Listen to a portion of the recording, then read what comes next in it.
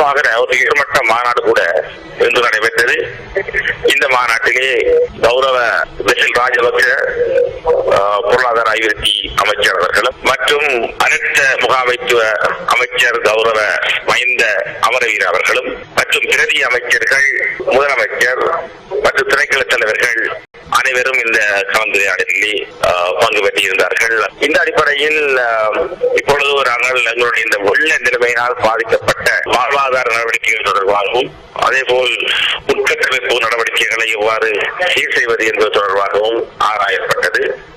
இந்த அடிப்படையில் உட்கட்டமைப்பு தொடர்பான பாதிப்புகளை உடனடியாகவே மதிப்பீடு செய்து அறிக்கை சமர்ப்பிக்குமாறு உரிய திணைக்கள தலைவர்களுக்கு வேண்டுகோள் விடுக்கப்பட்டிருக்கின்றது.